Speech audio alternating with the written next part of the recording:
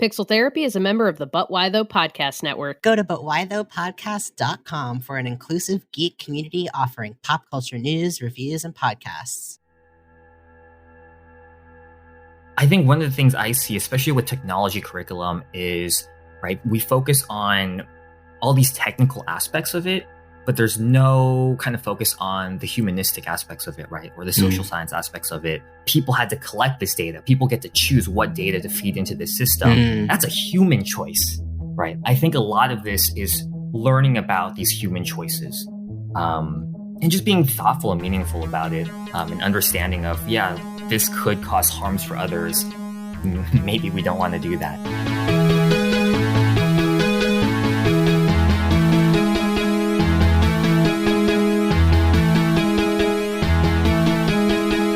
Welcome to Pixel Therapy, the video game podcast where we look at the games we play through the lens of the player, where what you play is just as important as how you play it, and where emotional intelligence is a critical stat. Every 3 weeks, we bring on a guest who may or may not consider themselves a gamer to discuss the games that have made them and changed them, and all the feelings they have about our favorite pastime. I'm your co-host, Jamie, pronouns she, her. And I'm your co-host, Spencer, pronouns they, them. And this is Pixel Therapy.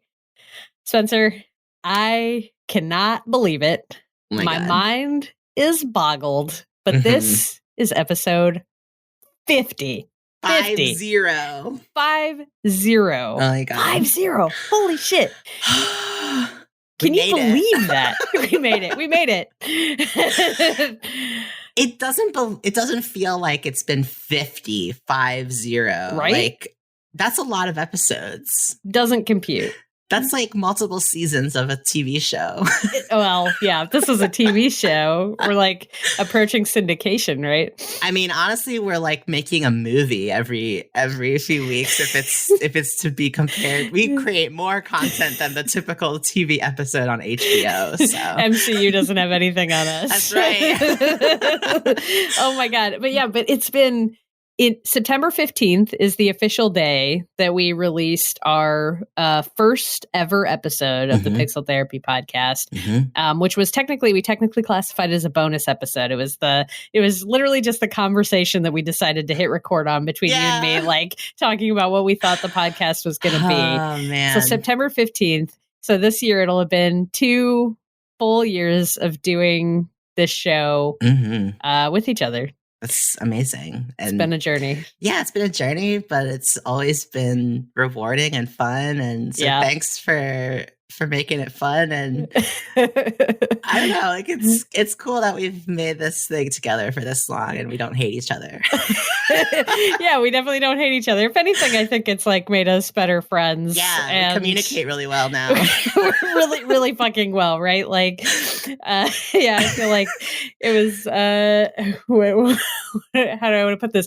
It's like couples therapy, but it was like for friendship and I feel like you're the person that I'm most accountable to in my life. Like even more than my partner. I'm like, no, you don't understand. I'm committed to Jamie.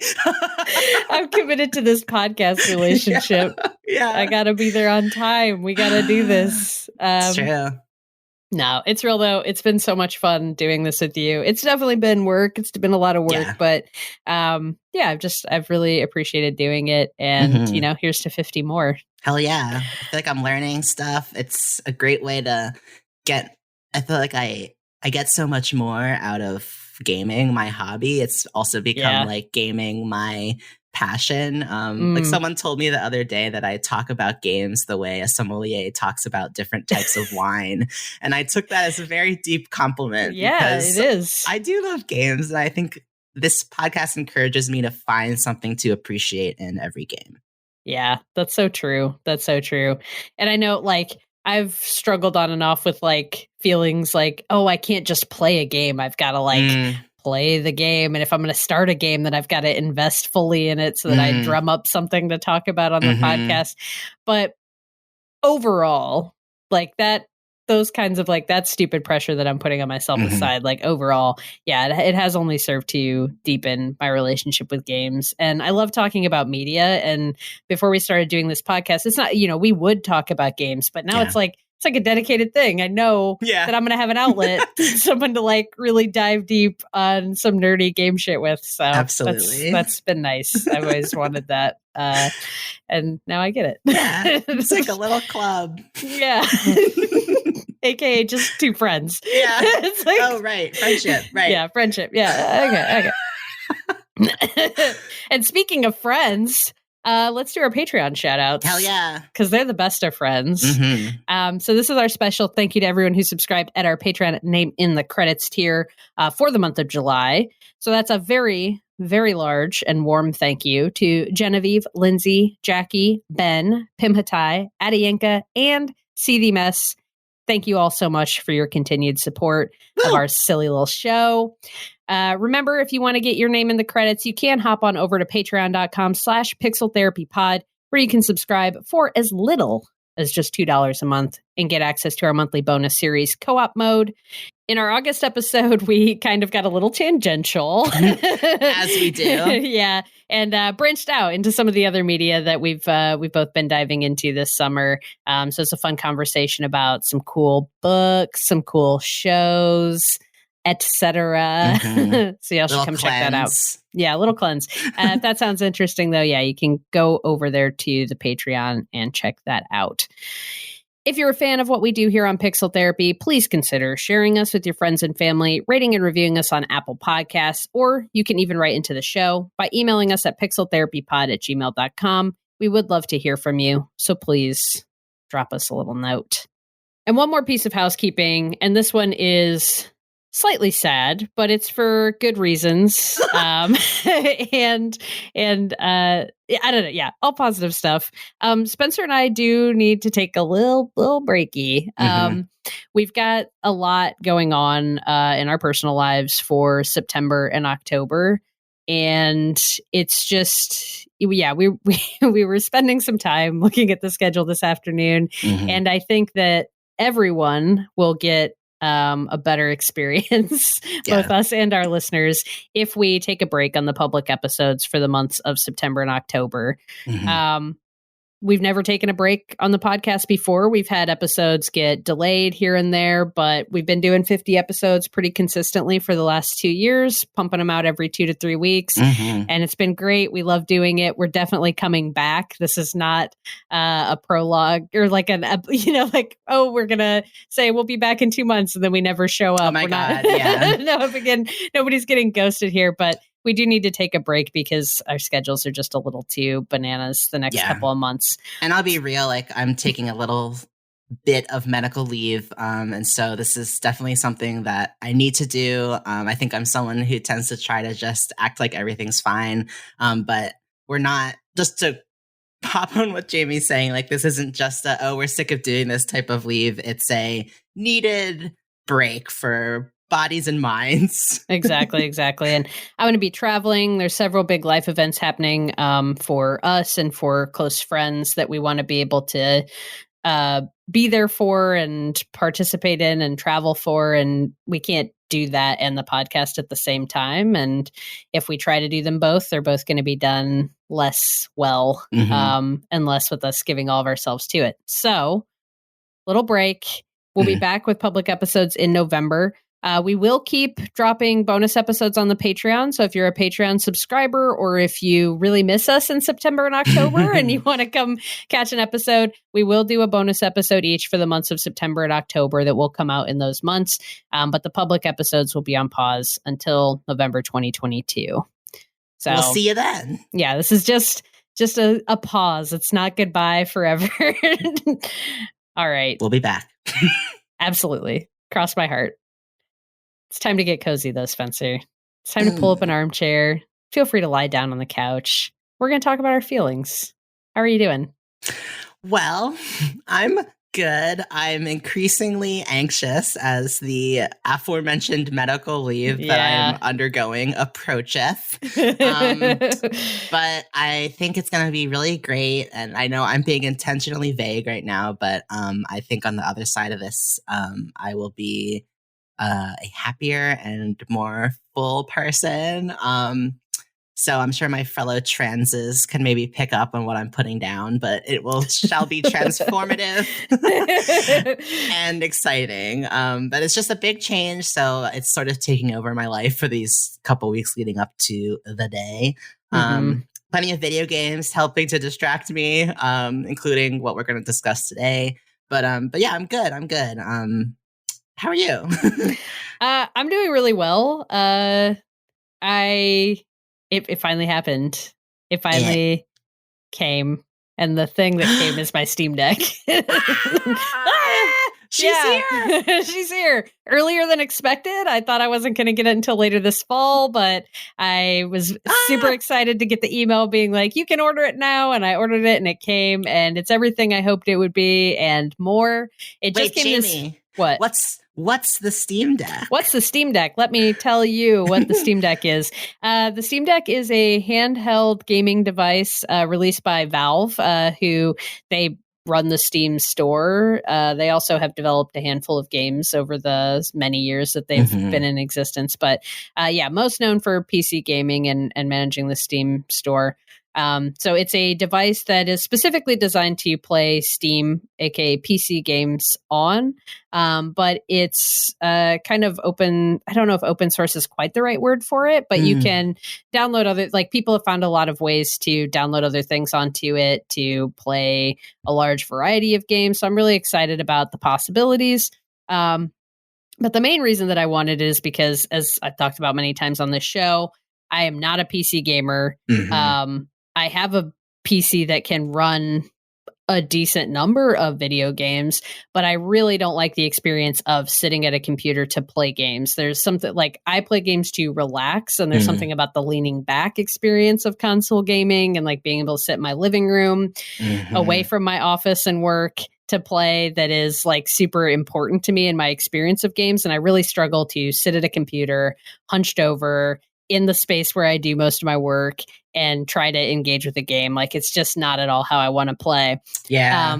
But there's always little indie games or other games that come out that are either relegated to PC for the first year or so of their existence or never make it over to console. And I've long, sat at the window pane watching everyone else enjoy their PC games and being like, I wish that was me. And now it finally can be. With the Steam Deck, I'm just hoping that, it's not something I think I'll play every night. But it's, it's mobile, so I can play it in the living room. I can play it from my bed. It's just a new way for me to be able to engage with PC games and hopefully get to try some of these smaller experiences that I've long wanted to play, but just haven't been able to get over the hurdle of having to sit at the computer to do it. So I'm really excited. I'm really happy with it so far. It's bigger than the Switch, like a lot bigger than the Switch, but surprisingly like light and feels more like a controller when you're holding it than I think the Switch does. So just like from a tactile experience of it, I'm really liking it. And excited to do more with it and come back to the podcast to share more Steam Deck experiences. But right now we're in the honeymoon phase and it's just like, oh, it's here. It's so nice. And how long did you have to wait for it? Like what was the time between when you pre-ordered it and when you got it? Yeah, I was late to putting in so the way the pre-orders worked when they originally announced, the device just started shipping this past spring/summer to people who had pre-ordered. And I think pre-orders went up early last fall, maybe a bit sooner than that. And I was kind of late to the party. They only were asking for people to put down $5 to kind of like reserve your place in line, which I thought was a cool pre-order system. So when I finally ended up doing it, which was late fall, early winter, so it might have been like November or December. Oh, wow. Of last year, I just had to put the $5 down to secure my place in line and pick which of they have like 3 versions of it that the main difference between them is the size and type of memory. Like the one I got the lowest tier version one that's just using like a memory card, but the 2 higher end ones use a solid state drive and have more capacity on them. But I knew for what I was using this for, I didn't want to spend that kind of money on it. And I'm glad that I made that choice, honestly. Now having the device in hand and having a better understanding of how and when I'm going to use it, I think I would be feeling maybe a little bit of buyer's remorse if I had dropped more money on it. Mm-hmm. But anyway, so it's $5 to pre-order, and then basically they queue you up in the line and you wait to get an email from them saying the device is ready for you to order. And when you get the email saying it's ready to order, you have like 2 days to go in and pay the balance on it, and then they'll ship it to you. Gotcha. So then, it was earlier, or like end of last week, I got the email saying I could go in and order it. Word. I was curious, like maybe I misinterpreted what you meant previously, but I heard you say like, oh, you don't think you're going to be using it as much as maybe you thought, like you're really going to be using it for specific games. Like, did you feel like it was going to be like your new big console and then that perception was shifted when you got it? Or was that always kind of the relationship you wanted to have with it? That was always the relationship I thought I was going to have with it. But I think there was a period between so that was what I was thinking when I originally went in and put the $5 down. And then at the time that I pre-ordered it, nobody had the device in hand because this is a brand new thing. There's not been a previous version or iteration of this. It's totally new. Valve's never made a Steam Deck before. So in late spring, early summer, when reviewers and games media and influencers and stuff started getting their hands on the Steam Deck and everyone was just raving about it, I definitely went through like a little bit of a FOMO buyer's remorse period where I was like, oh, maybe I should have got the better one. And I was a little like, oh, the one I got's not going to be as cool. I'm not going to be as happy with it. Yeah. But at this point, it's like, if I wanted to change what I had pre-ordered, I would have to wait until they open pre-orders up again, which isn't going to be until like later this year, like maybe November or December again this year. And then I would have had to wait again to get the. So yeah, when it came through, I was like, okay, I'm just going to get it and hopefully it'll be what I want. And I read a bunch about all the differences between the different versions. And I was like, you're just being silly. Like you don't need that higher end one. But I was still feeling a little bit like, oh, but I want the better one. Bells and whistles, though. Yeah. Which, so I guess it was very affirming once I got it in hand. It was like, no, this is perfectly fine. I'm glad I didn't spend more money. Great. This is going to do what I want it to do. And I didn't need to invest more in something that I'm probably only going to use for like one game every few months, right? Like if I was like a big handheld gamer and I was constantly playing games on the go, I do think investing in something more expensive would be worth it, but that's just not what I do. I want PlayStation trophies. So if a game's on PlayStation, that's probably going to be where I play it. So that's just going to inherently lessen the number of games I play on the Steam Deck. But that's me and my Steam Deck journey so far. Cool. I'll be sure to keep everyone posted. Spencer, what are you playing? What am I playing? What are we playing? The game everyone's playing. I'm just telling everybody, we are playing Cult of the Lamb. Fuck yeah, we are. What's Cult of the Lamb? Okay, so it's a totally awesome new roguelike, an action-adventure game out from Massive Monster, which is an adorable little name, and published by Devolver. The game came out early August. It's on everything. It's on Steam. It's on Mac. It's on Mac and Windows, Nintendo Switch, PS4, PS5, Xbox. So basically, you have no excuse not to play it if you have any sort of access to an electronic. And you basically play as a little lamb. You are the last of your kind, and you are sacrificed by a religious cult. And at the moment of your death, a demon summons you and says, hey, want to come back to life in exchange for immortal service in my name? And you're like, hell yeah. And so basically, you're playing a combination of, oh my God, Hades and Animal Crossing. I would say maybe a little bit of Stardew Valley. Yeah. It's a town sim mashed up with the roguelike dungeon crawler. Absolutely. You are building your cult. You are wiping out the heretics and other cults which threaten the growth of yours, and you are doing it all in service of the one who waits, a demon that is granting you immortality and endless power. I love it. How would you pitch this game? Was that a good intro? Yeah, no, I think you nailed it. I think you absolutely nailed it. I can't add anything to the pitch of the game, but I am also loving it.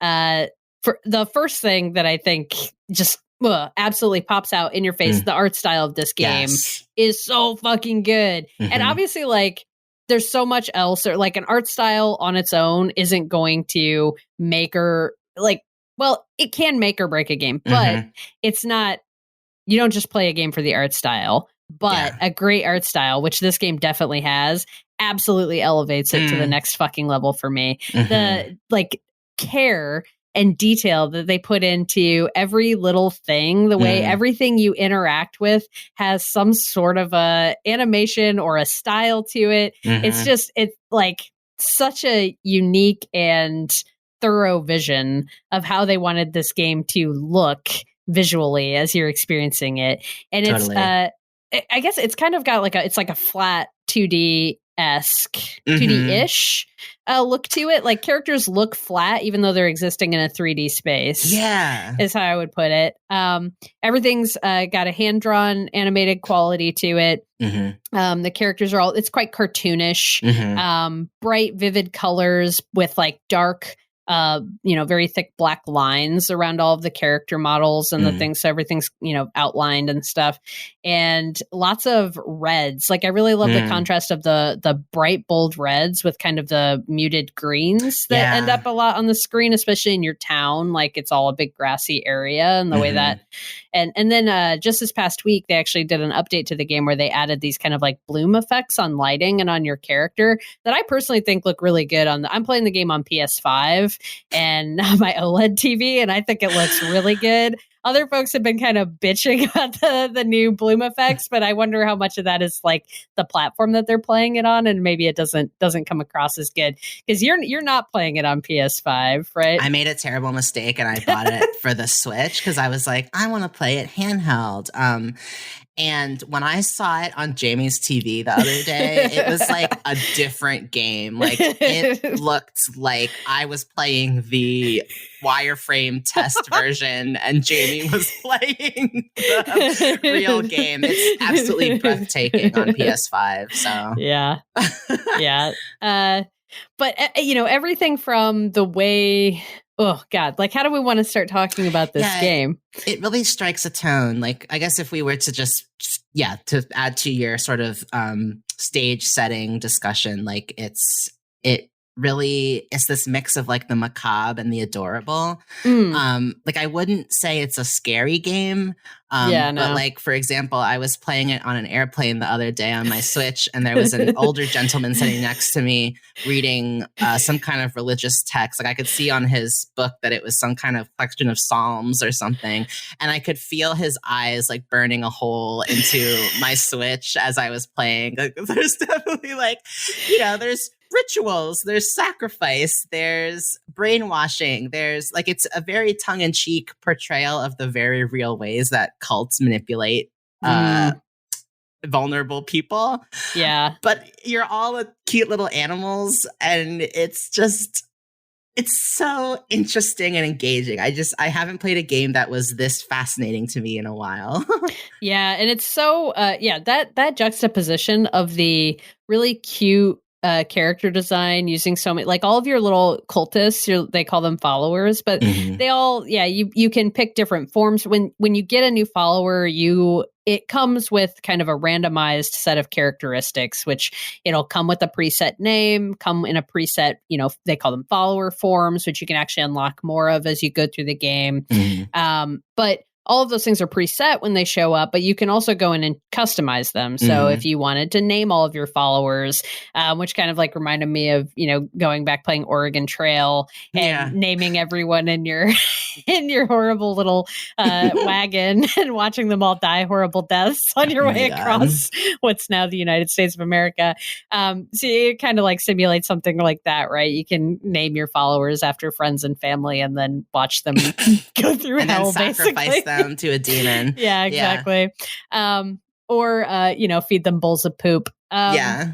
Oh, but it's interesting. So the game has this through line of like your animals produce poop. You can use it as manure to grow your crops. You can also create food dishes from the poop and give them a dish, as Jamie said, called bowl of poop. There's also these missions that come up where a little follower will come up to you and be like, please, leader, I have this inexplicable urge to eat poop. Like, could you please make me a bowl of poop? And I was on Twitter, and there was a zoologist who was tweeting, and she was talking about all of the loving details that are put into Cult of the Lamb. And she was like, everyone is freaking out about the fact that you're feeding your followers poop in this game, but it's actually based on this true animal fact that lots of animals like donkeys, horses, llamas and stuff, like animals that appear in the game, from time to time they will actually eat their own poop as a way of regulating their stomachs. So the fact that they're from time to time coming up to you being like, I have this sudden urge to eat poop, please help me, it's actually real. Wow, today I learned. Yeah, that's fascinating. Maybe we should talk about kind of the main gameplay loop. Yeah, sure. So the main gameplay loop is, once you go through the original opening, right? They kick you out, and you're kind of put through an initial tutorial showing you here's how you recruit a follower, and here's how you build things. Here's how you make food for your followers, and setting up kind of the town sim elements. It's a lot of what you would expect from a traditional town sim, right? You have to build lodging for your followers so that they have somewhere to sleep at night. You have to, there's a farming system in the game, so you have to plant crops, which eventually, as you level up the farming stuff, you can have your followers actually be doing the harvesting, the planting of the crops, the watering of the crops, the harvesting of them. You do have to make food for them. That's something that you can never train somebody else to do. You always have to, be sure to pop in every day or two and make them meals. And then there's eventually other chores and stuff that you can have them doing. You can set up timber yards where they'll produce wood for you. You can set up mines where they'll produce stone, basic elements for building more things. As Spencer already talked about, actually poop management is a surprisingly large part of the game. Yeah. Initially your followers will it's absolutely adorable, but you have this big space on the map to build your town out in. And so when you're first starting, most of the buildings and stuff will all be kind of concentrated close to the central hub, which is also where most folks build you have to build a temple where your followers will come for sermons and other religious ceremonies. And then you also at the very center of the town have a shrine where they will pray to you, essentially, or they're praying to the one who waits, but you can absorb that. They call it devotion, and that's something that you absorb that you end up use it to level up. Basically, it's like experience points. So most of your buildings and stuff end up being near this kind of central hub of the town. So when the followers have to go to the bathroom, they will. you can tell when someone's got to go because they'll be in the middle of, I'm chopping some wood, big old smile on their face, and then suddenly they'll just stop and they'll start beelining it out to some random corner of the map. You're like, what are you doing? What are you doing? If you follow them, they'll run out there and they'll make a little face and bend over and be like, and then a little poop will appear. It's just like my dog. Exactly. Yeah, it's disgusting and cute at the same time. Yeah. But if you don't clean up after them, especially at the beginning of the game when they're just pooping in the field, eventually, what happens is one follower poops. If another follower sees that poop, they'll get sick and throw up. Yeah. So you'll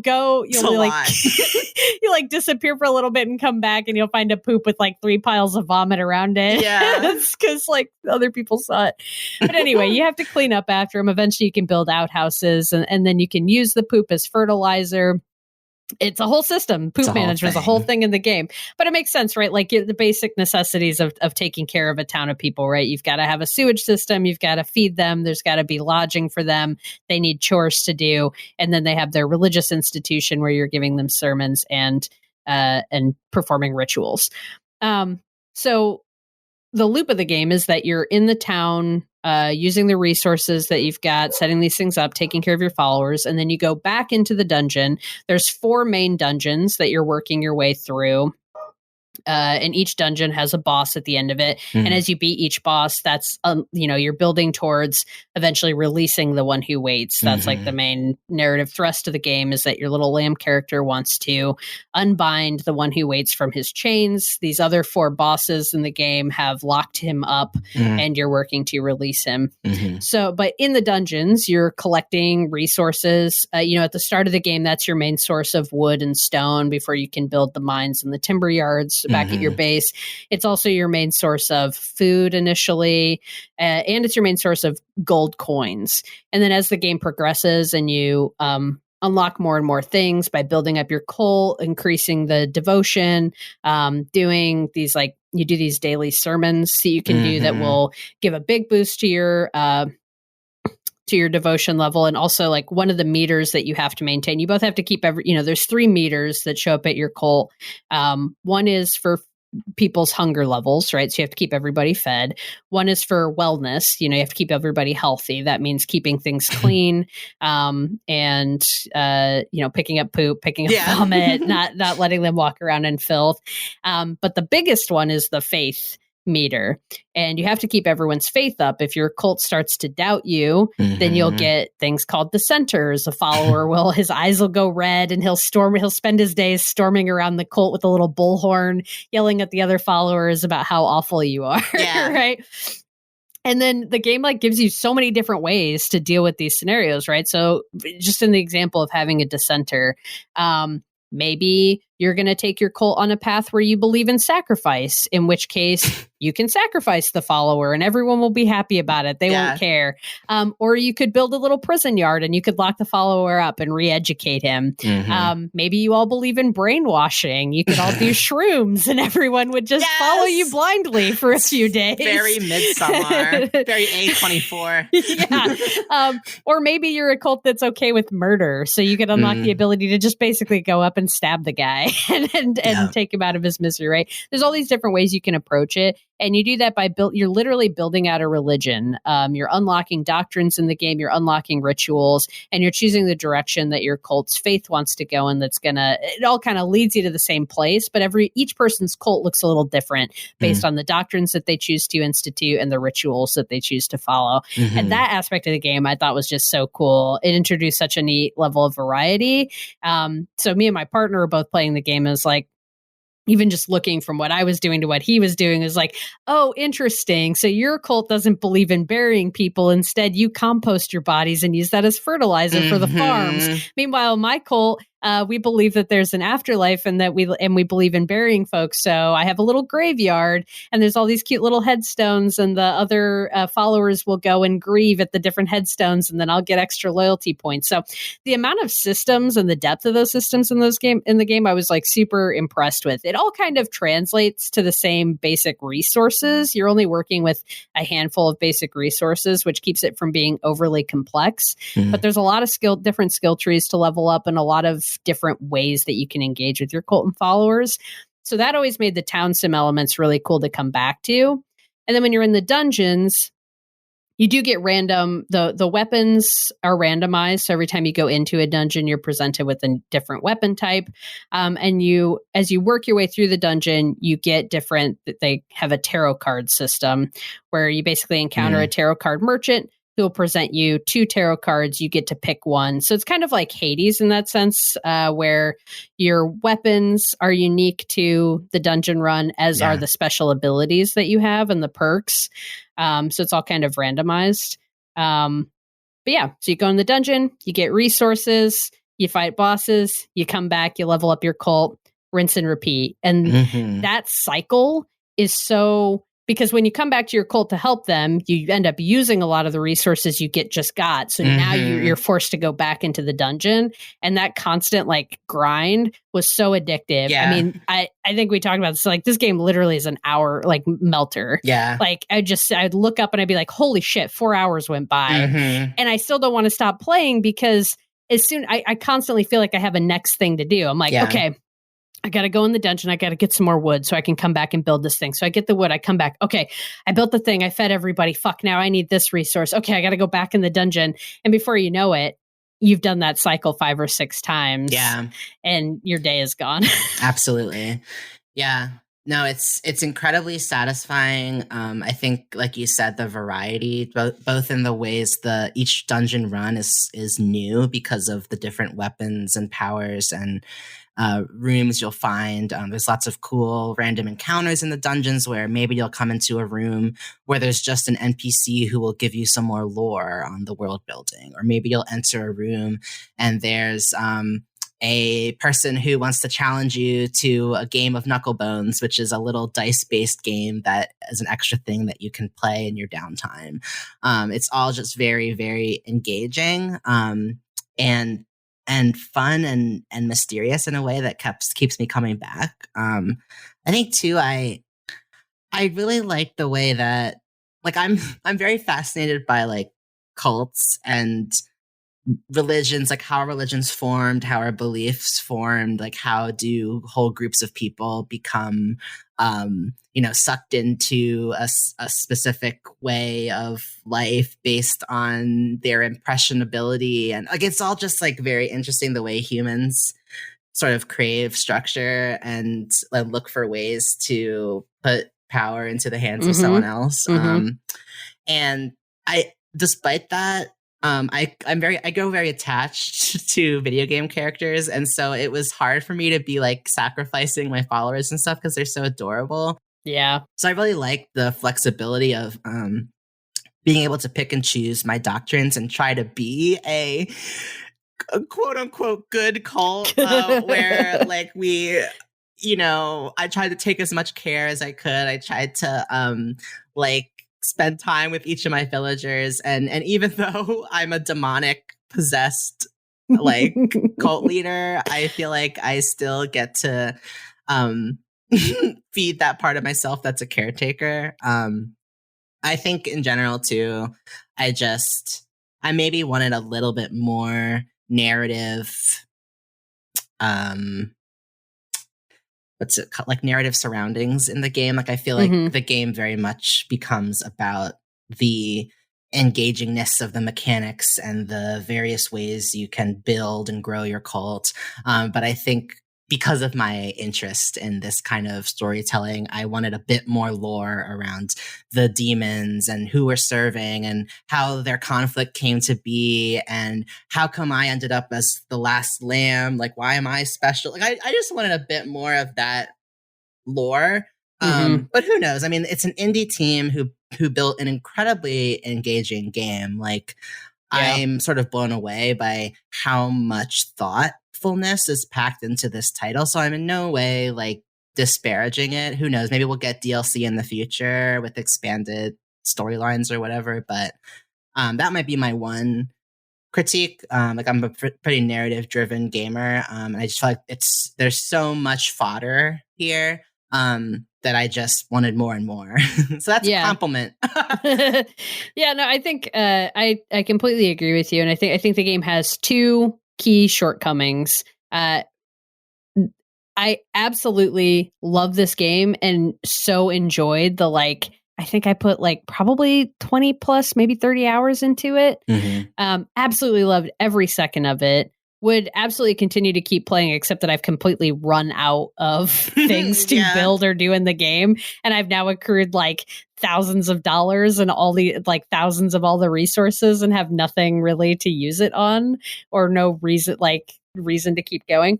But I think you identify one key shortcoming for me too, which is that there's not a lot of narrative thrust to this. And I will say that games like this don't need a lot. Yeah. Right. I think of, a game like Stardew Valley that I've put hundreds of hours into. But even that felt like it gave me a little bit more story wise and characters to invest in, even if there wasn't a deep plot in Stardew Valley. The other characters in the world are interesting to engage with. Yeah. And this game, your followers are all pretty flat. They don't really have personalities. They have character traits or perks or what's the opposite of a perk? A detractor. I'm sure there's a word for it that our listeners are screaming at their phone right now. But whatever the opposite of a perk is, things that are unhelpful to your cult. But they come with those kind of preset. Yeah. And then even the customizability of them, the fact that they don't, they come with a preset set of things, but I could just change it. They just don't feel, they're not their own thing. They're not a character in the game that exists. You don't have to win them over or anything. Right. Yeah. So they are designed to be fodder for you. They're almost designed to be a resource in that sense, because the more followers you have, the more quickly you can accrue devotion, the more quickly you can level up. So I definitely found myself wanting more from a story perspective and a character perspective and having more to engage with there. It builds an interesting world. The lore that they set up around The One Who Waits is interesting. It's just, there's not a lot of it and it's not that deep, and you don't really have to even think about it or engage with it if you don't want to. Super skippable. The game's so fun to play, but I just wanted that kind of extra layer. And I think you did too, just as people who love narrative. The other shortcoming of the game is unfortunately the bugs. And I have full faith that these are going to all get patched. They've already had a couple big patches released since the game came out. And I know the developers are working hard on it. It's unfortunately just one of the challenges that comes up around all game development generally, but I think also for a smaller team releasing on so many platforms at one time. And the inconsistency of the bugs. Like, as I said before, you're playing this game on Switch. I was playing on PS5. My partner was also playing it on PS5. We're sitting there with what should theoretically be identical versions of the game. And he was experiencing things that I, in 20 hours of gameplay, never had happen to me. And he was having them happen to him. And then vice versa. I would have something happen that didn't come up for him at all. And it's unfortunate. I think it really speaks to how good the game is that all three of us kept coming back despite the bugs. I mean, I don't know. Do you want to say a bit about some of the issues you were having on Switch? Because I know you had a really hard time even getting started on the game. Yeah, I had some game-breaking stuff happening early on, and it was so subtle that I thought I was just really bad at the game, but I was figuring out that there were bugs around, like, I'd be asked to complete a mission, and then this bug would happen where I literally couldn't leave the cult. So I couldn't finish the mission. And so I would think to myself, oh, I must have forgotten to do something that would enable me to leave the cult. It's like, no, it's just this wall's not supposed to be here. Or, I would need to do a ritual involving a specific follower. And then I'd go into the church to do the ritual. And then that follower wouldn't appear in the menu to select them. And so, I did restart the game a couple times. There was a trick that Jamie told me about, like literally not just closing the game, but uninstalling it and reinstalling it. And so there were workarounds that made it so that I eventually could progress far enough to like not make it worth it to purchase another copy of the game for a different platform. That being said, just a couple days ago, there, like you said, there was a big patch that came out that fixed a lot of the issues. I know that a lot of these things the developers are aware of. But I just kept coming back because despite the bugs, I was like, it's still fun. So, hey, that's a lot. That can't be said for a lot of other games. So. Yeah. No, I mean, it's definitely I never ran into any game-breaking bugs. I had multiple bugs that forced me to, like, shut the game down and start it back up. My partner, though, did. Like, he had to restart his game 3 or 4 times before it finally took, and he did the uninstall thing, and that was what finally done it. But he played the first night that he downloaded it. Again, testament to how great the game is. The first night he downloaded it, he played like 6 hours straight, saved it, went to bed, woke up the next morning, his save was gone. Started it again, played for like 4 hours, ran into a bug that like the invisible wall bug that no matter how many times he restarted the game, the invisible wall wouldn't go away, which literally prevented him from progressing the game. Like he couldn't go into the dungeons, so he can't progress the game. So, okay, restart the game again, gets the invisible wall again, then he uninstalls it, reinstalls it. Now finally it let him go through. But he at no point was he like, okay, fuck it, I'm not going to play this game because the game is so much fun to play. So they did do a patch. Then last night my partner was playing it again, and like his game just kept freezing while he was trying to do rituals because he's got almost 30 followers now, and it's just chugging a little bit. So more patches to come, I'm sure. If you know that you're someone that these bugs are going to ruin the experience for you, like just wait another month even, I feel like, and this game's going to be in way better shape.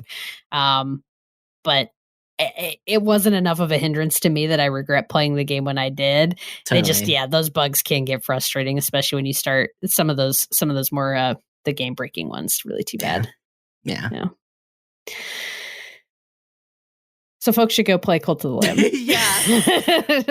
Or maybe wait a little bit and then play it like a fine wine. Give it a couple more weeks and then download it.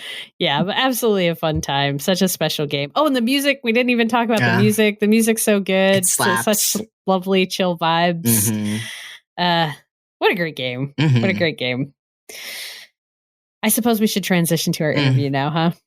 Yeah, let's. While they download Cult of the Lamb, they can. While you're downloading Cult of the Lamb, you can listen to our interview. And our guest for you today is Wells Santo. Wells is an interdisciplinary educator, researcher, and activist on the societal implications of technology, primarily working in the nonprofit education space and with a specific focus on artificial intelligence. We talked with Wells about pursuing a PhD, what people misunderstand about the potential and power of AI, the perfect Boba tea order, and how the 2018 mobile game Florence brought Wells back to video games after a decade away. It's a great conversation that we know you're all going to enjoy. So without further ado, here's our interview with Wells Santo.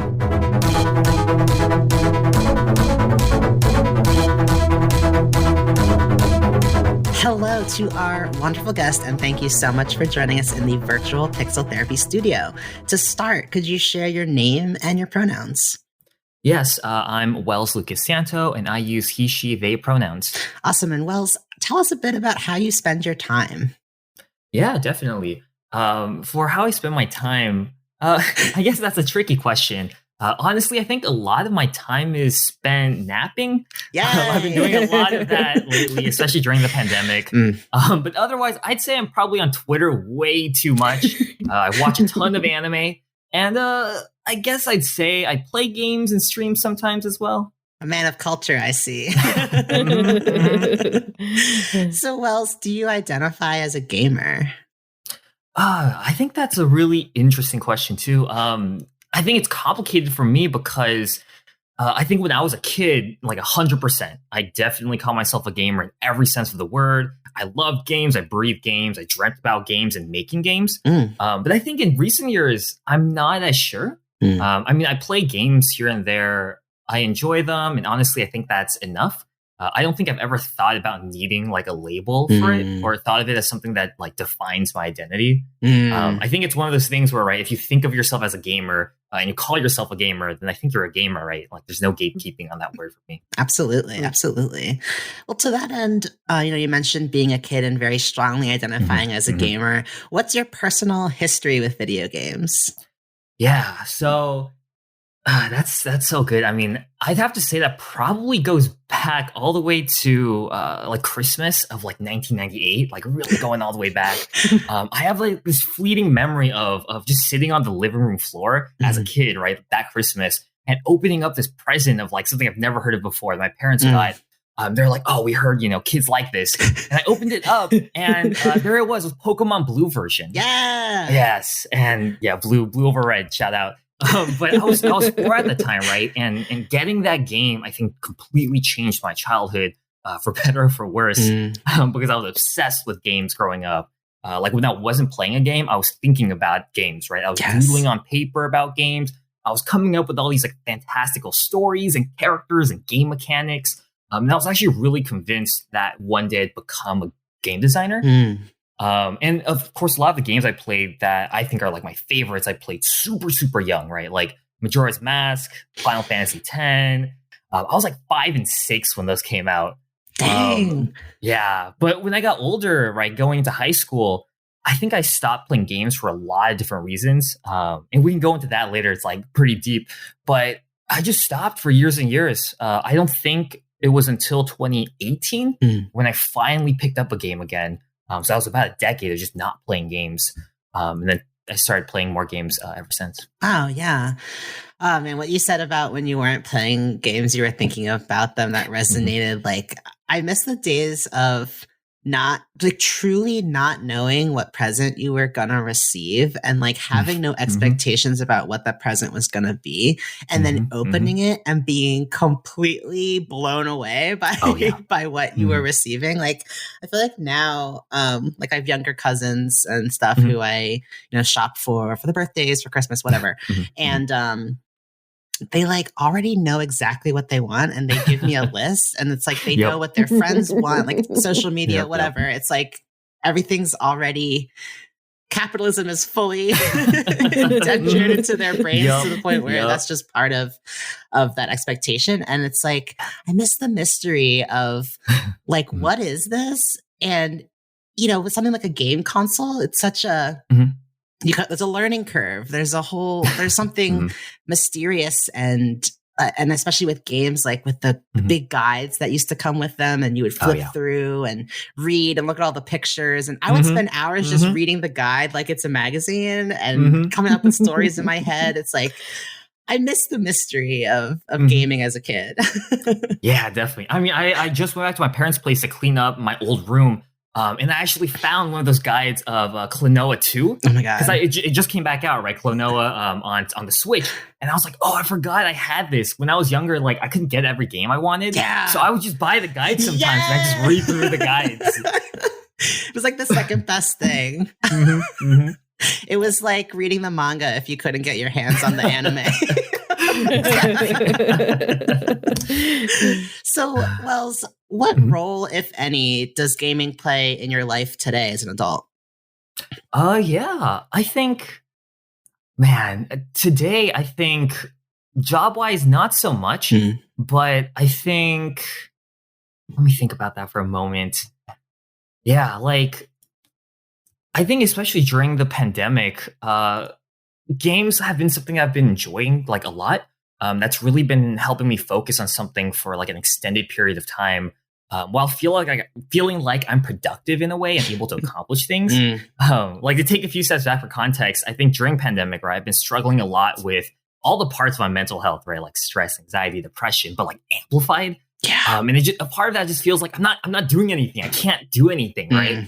And just feeling kind of stuck.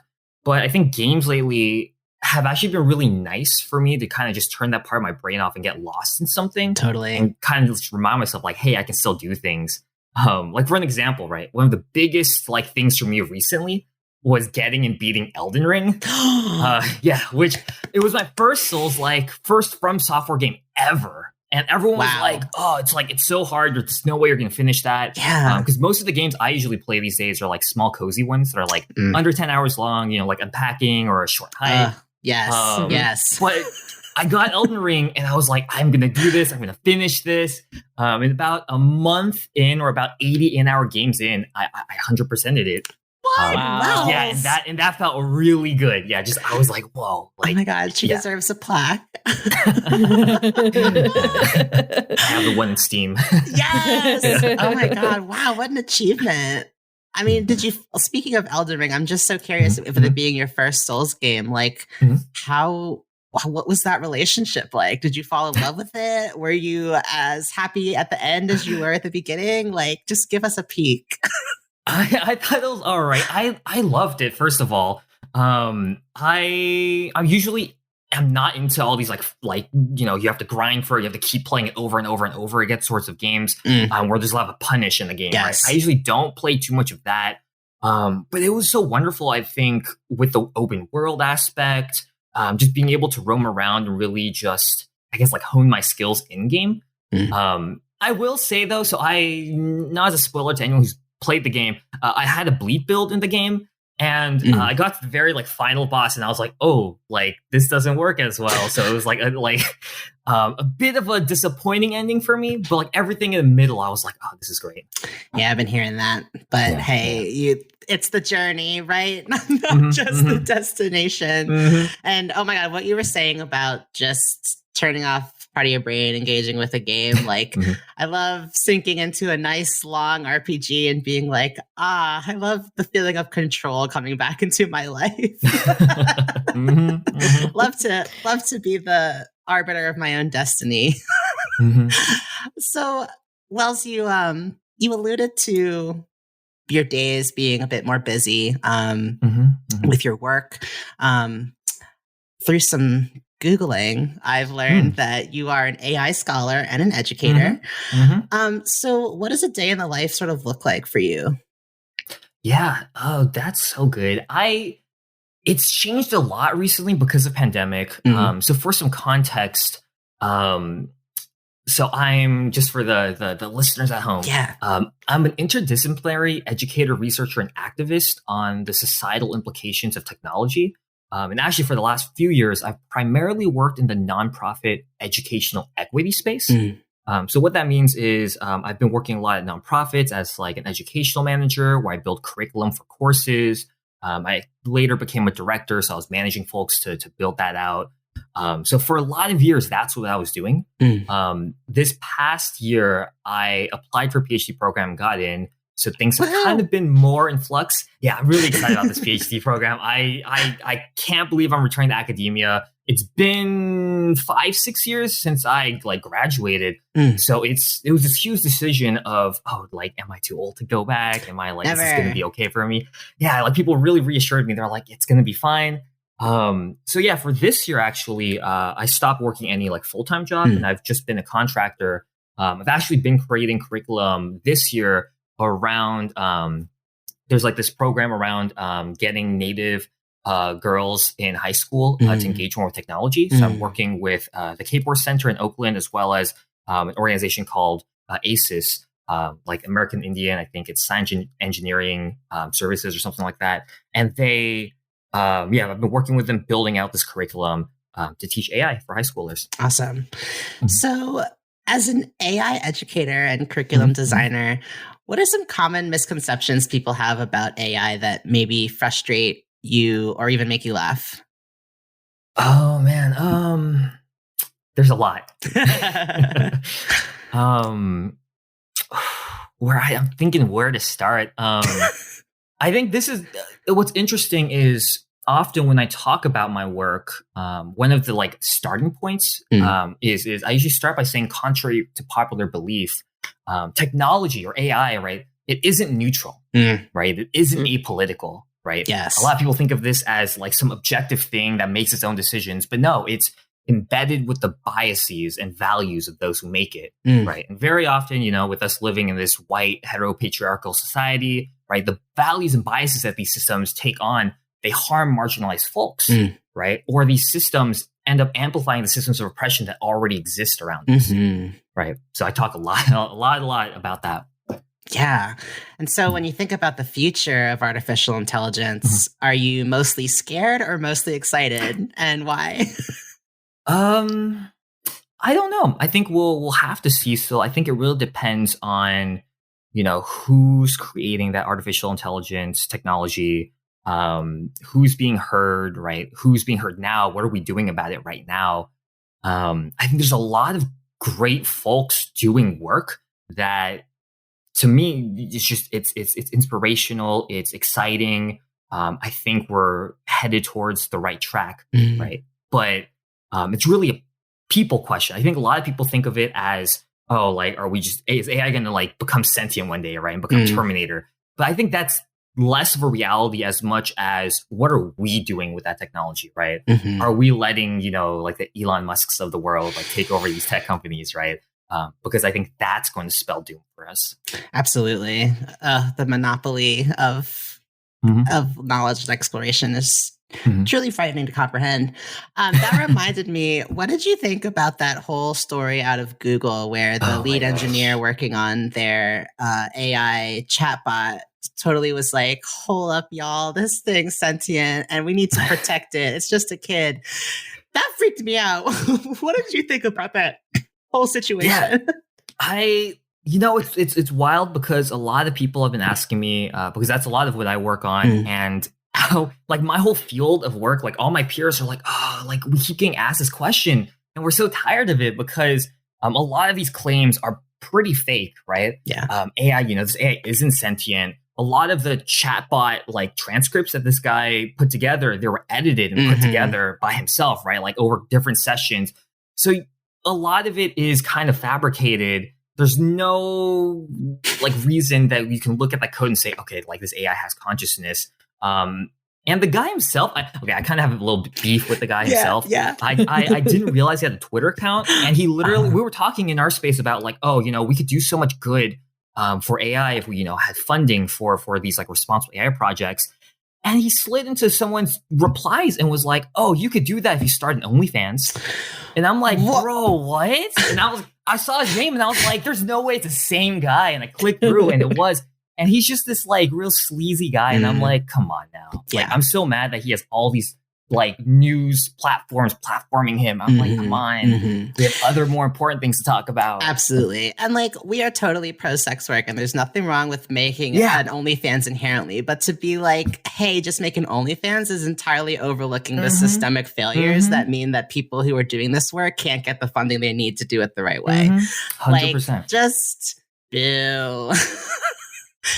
And just what you were saying about like, I think people, myself included, because of media, because of all the what we see in entertainment and everything else about what artificial intelligence means, I think people absolutely imagine this black box in a white room that is all knowing and has no morality and is a godlike presence that just watches over us without interfering until it falls into the wrong hands. But really, it's like something fed by human biases. And if most of the people in the room coding that thing are white men, which is like, look at any companies, any technology companies makeup, and that's more often than not what you're going to find. It's scary to think, it's scary too, to think that because of this public perception, so much of us may not be aware of just how much that bias persists. Like we're trusting in something that we don't fully understand how it's made. That's scary too. Yeah. But Wells, you work with the next generation of technologists. You're writing this curriculum. You're bringing, you're serving cultural consciousness. As you help foster this next generation, what do you think is foundational? Like what qualities are needed for building a more equitable, a more just, and a more culturally responsive technology community, technology workforce? I mean, I have like my educator hat on. That's a big question, I know. People, people ask me this in terms of building curriculum a lot. I think one of the things I see, especially with technology curriculum, is, right, we focus on all these technical aspects of it, but there's no kind of focus on the humanistic aspects of it, right? Or the social science aspects of it. People usually talk about this as, engineers need to take a ethics course. But I think it goes deeper than that, right? I think it's beyond just, a one-off ethics course. I think it's as you're building out this technology and talking about it, we do need to talk about, where it comes from, right? We do need to talk about the values that we put into our technologies. For instance, I'm going to Oklahoma this week to work with some teachers about AI. And often a question I get is, all right, so how do I actually talk about, these values embedded into my systems? And we're teaching machine learning, which is this technology, this type of artificial intelligence that uses data to help the computer accomplish or perform some tasks. And the question is, well, where does this data come from, right? And people had to collect this data. People get to choose what data to feed into this system. That's a human choice, right? I think a lot of this is learning about these human choices and just being thoughtful and meaningful about it. I think there's a lot of folks who go into these programs without a lot of empathy for others and understanding of, this could cause harms for others. Maybe we don't want to do that, right? Absolutely. Wells, before we get back to gaming, I also saw that you are very interested in Boba history and are quite the Boba connoisseur. So imagine you're at the Boba shop. What's your order? Oh my gosh, I did not expect to get this question. That's a great question. It depends on the shop that I'm at. I actually have a large spreadsheet of different shops I go to. Yes. And I actually, I got really not bored, but I felt kind of deflated a few weeks back, and I was like, I'm not doing anything. So I just started listing out every Boba store in the US. Oh my God. Yes, and I have a list. We have about 4,000, a bit over 4,000 stores in the US. But I would say for the vast majority of stores, if I go to a boba shop, you can't go wrong with the classic. Got to get that classic milk tea with pearls. Yes. I recently have been really into like the fresh milk drinks, like the brown sugar milk drinks. That's really big for me. A lot of these brown sugar drinks, by the way, a lot of people don't realize if you just get like a brown sugar milk, a lot of it doesn't actually have tea in it. It's just milk and brown sugar. Shit, that's good to know. Yeah. So if you don't want tea, you can get that. On the flip side, when I don't want something very milky and sweet, I just get some fruit teas. Yeah, it depends on where I go. But well. My personal obsession is the cheese foam that's really thick and it's nice and salty. Oh yeah. Oh my God. I could just drink that all day. It's good to know that there's like, you could go to a different boba shop like every day for almost 10 years in the US. That's comforting. It depends on where you are. There's some states I was looking at, like Iowa, for instance. Not to pick on Iowa. My parents went to Iowa, so I was like, oh, this is interesting. There were, I think, only like 10 like boba shops in all of Iowa. Wow. I'm going on this road trip. I think there's only 2 in like in South Dakota. So we're like, yeah, we can't get too much there. But then you get to these big hubs. A lot of people think of, California, New York. Surprisingly, Las Vegas, lots of boba. Minneapolis, lots and lots of boba. Shout out to Minneapolis. Y'all have just tons of boba. And people don't give y'all enough rep for it. Clearly not. Yeah. Shout out. Well, awesome. I hope you hit many new boba stops on your road trip. I hope so too. I can't drink too much. The sugar's getting to me. I'm not as young as I used to be, unfortunately. Preach.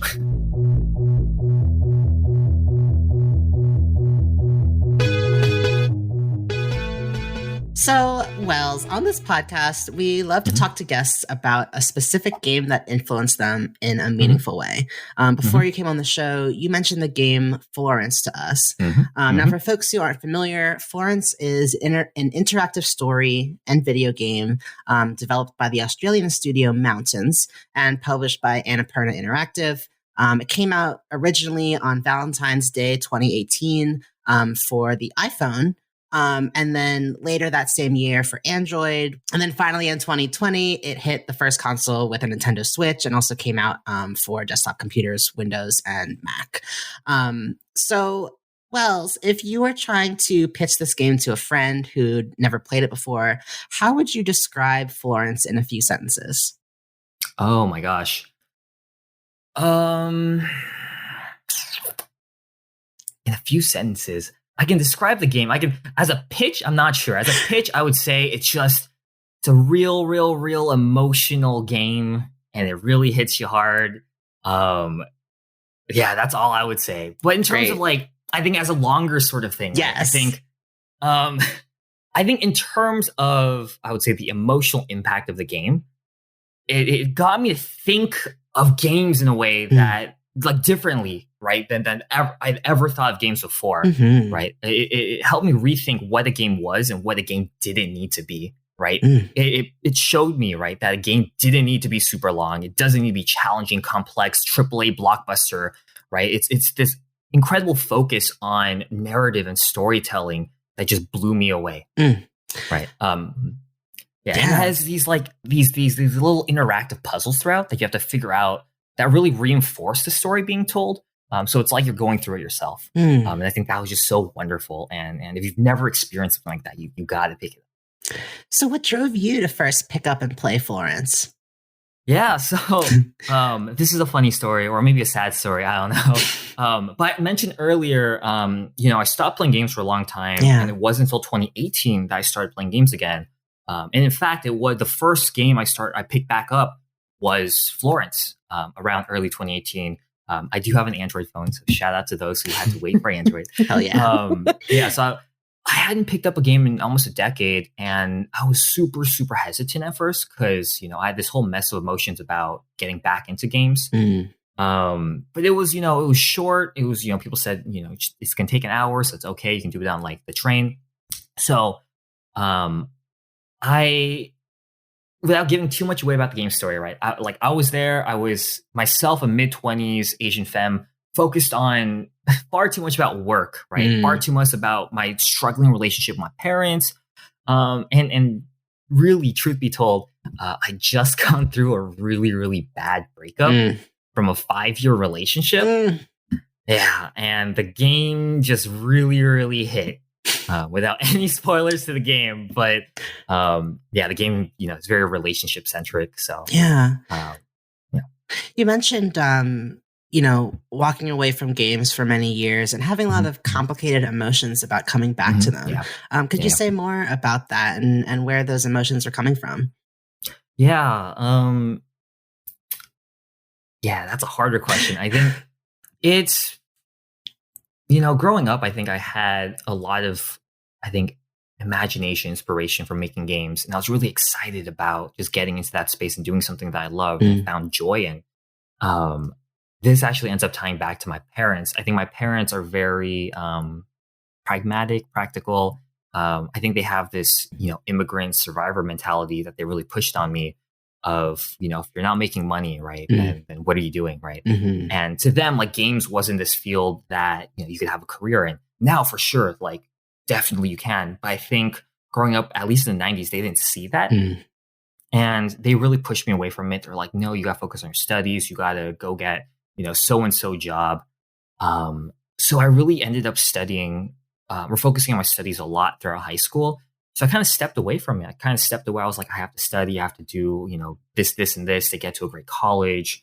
And I put a lot of those pressures on myself. That years later, I realized, hey, I didn't really need to do that. I probably shouldn't have done that. And it makes me really sad because it was this moment in my life where, I kind of just gave up on this thing that brought me so much happiness. Just because there's so much pressure from my parents, I wanted to make them proud and everything. Yeah. So I missed out on a lot, and I felt like, oh man, like I it's hard to go back to something that I've stepped away from. Thank you for sharing that with us. And honestly, like, as a child, it's natural to want to, do what your parents want and behave in a way that unlocks that love and respect and pride in you. And as an adult, to be able to unpack that and understand that it's not a moral failing to do something that I love or to engage with something that I love. It doesn't make me any less of a person. And to be able to, like, engage with that more healthily as an adult takes so much work. So I just want to say kudos to you for, like, working through that trauma and continuing to figure shit out. Cause, like, that shit ain't easy. Yeah, definitely not. I have my therapist to thank for that. Thanks, I've been in therapy for years and years. Yeah, shout out to therapy. Yes. Shout out to therapy always. So, Wells, you talked to us about how Florence totally changed how you thought of games and what they could be, what they could do. Could you tell us more about what that looked like and how it changed? Yeah, definitely. I mean, I think it's pretty superficial all the time too, because I think growing up, a lot of the games I played were these, like, super big, AAA blockbuster games. Like Final Fantasy, Legend of Zelda. I remember one of the later games I played was Halo, which I'm not as into now, but right, like, these are all just really, like, these long, really, really well polished games. Whereas I think with Florence and a lot of the other games I play now, like, Unpacking or Short Hike, I think there's almost like this attention to all the little details through the game, right?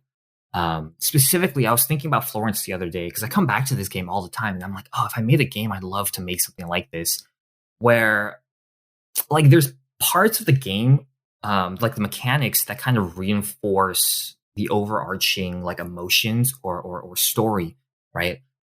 Where, for instance, very specifically in Florence, I remember there's a segment where you have conversations with another character and you have to put these jigsaw pieces together to continue the conversation. When you start off, right, there's a lot of pieces and it's hard to put them together. But as the conversation continues and becomes easier and easier for Florence, the character, the puzzles you have to solve become easier and easier, right? And in the inverse, right, when it becomes harder, the pieces become harder again, right? And there's just something so elegant and simple about that, right? But so powerful because it's so powerful. It puts you right there. Absolutely. It's amazing how like the emotional impact of games can make like depending on how a game makes you feel or how it touches you, like a AAA game can hold as much personal significance and weight as like a 1 hour long experience made by one person. Like I can think of games that I hold and so close to my heart that it doesn't matter what it took to make them, what the budget was, who the studio was, like in some cases even how long the game was. I don't know, it's just amazing how that works. It's like magic plus technology equals game. Truly. To that point, you mentioned how playing Florence was almost therapeutic for you in sort of getting through this period in your life that was really, really tough. How do you feel like Florence helped you move through a lot of the hardship and transitions that you were going through? I think the most part, the game really helped me kind of walk through kind of the steps, right? Kind of the memories of a relationship. I think that particular moment in my life, I was coming out of a really bad breakup, and I wasn't the best, right? And it was the whole thing. It was a moment of growth for me. But there's moments I think in Florence where I kind of got to see kind of the arc for a relationship, especially the letting go part. I don't want to give any big, well, maybe, okay. Like, I'm going to talk about this. If you haven't played Florence, like, stop the podcast, go play Florence. It takes an hour, come back. But there's this part towards the end of the game, right, where you have to let go. And you have to just let the other partner kind of walk off the screen. And the whole point of that segment is if you tap the screen, you can't ever let go, right? I remember when I picked up that game, I was like, oh no, like I have to, like, the game's forcing me to kind of have to let go. And it was like in that moment, like I just kept tapping. I remember tapping that for like at least 30, 40 minutes. I was like, I can't not stop, right? Yeah. But at the end, it's like, yeah, you really just have to watch them kind of walk away from your life. And yeah, I think it just gave me pause and helped me kind of realize, oh yeah, like what I'm doing is really unhealthy and I have to move on as well. It's beautiful. And it's amazing how much power such a simple interaction can have. Like simply tapping a screen, it's like the motion to do that is so simple, but all the weight of the feeling, it makes it so hard. Choices. I don't know. I feel like games can sometimes make us really examine who we are in like really crucial moments like that. So that's really cool. Yeah. You mentioned too that you come back to Florence from time to time and play it again. What sort of is your relationship with it, and what brings you back to it time and again? I think for now, I'm in a great relationship right now. I'm really happy about it. Shout out to my partner. Yes. I come back to it less around the emotional aspect of it, more about I think it's such a pleasant game to play. I think where there's so many emotions with it that it's a joy to play, right? And it's not too long. You can just, I'm on the train ride from maybe San Jose to Oakland, and you can just open up and finish the game in the whole sitting. And it's just nice to remember all these small details, right? The attention to detail. It brings so much joy. Absolutely. Wells, thanks so much for being with us. Where can folks follow you and keep up with your work? Yeah, definitely. People can follow me on Twitter I like say that with pauses. I'm like, my Twitter's all over the place. It's a lot of like just me complaining and ranting at the world. That's what we love about Twitter. Yeah, I'm like, I have like all these like professional folks at these like academic conferences who follow me, and I'm like, oh no, like I'm just over here like shit posting about anime. Like, if you don't appreciate me at my unhinged, you don't deserve me at my academia. Truly. But yes. So if you want that content, if you want just long threads about nothing, you can follow me on Twitter at Wells Santo. That's probably the best place. I'm off Instagram now. Good for I'm not you. on TikTok. Yeah, I'm like trying to free myself of all the social media, but I'm on Twitter way too much. That's the best place to go. And if people want to like check more of my workout, they can go to my website, wellsanto.com. Awesome. Wells, thanks for being on Pixel Therapy. It's been an absolute pleasure to chat with you. Yeah, thank you. Thank you both for inviting me. It's been great chatting.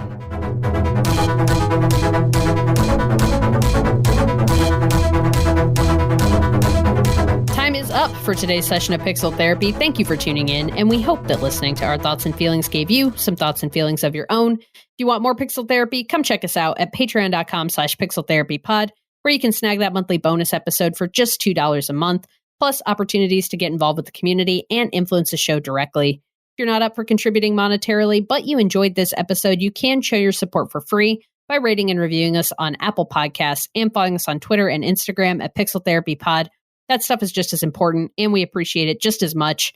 Remember that Pixel Therapy is a happy member of the But Why Though podcast network, so you can support us by supporting them and heading over to butwhythoughpodcast.com. That's though with a THO. Take a peek at the inclusive geek community they're building around pop culture news, reviews, and kick-ass podcasts like yours truly. And you can keep up with all of this stuff and more by visiting our website at pixeltherapypod.com. Finally, since we like to put our money and our energy where our mouth is, we end every episode with a recommended side quest. Shout out to Wells for recommending this week's side quest, People's Programs of Oakland. You can check them out at linktree/PBO, and that's the Linktree website is a little confusing, so you can always just Google Linktree and PBO, but the address is linktr.ee/PBO. But the People's Programs is an Oakland-based Black and New African organization dedicated to the liberation and unification of all African people through scientific socialism. They are governed by the ideologies, theories, principles, and practices of revolutionary nationalists and Pan-Africanists, and they're aiming to do their part to contribute to the new African independence movement.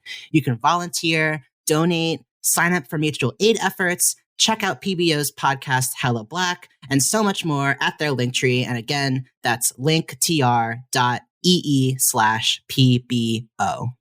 Thank you for that side quest, Spencer. That is our show for today.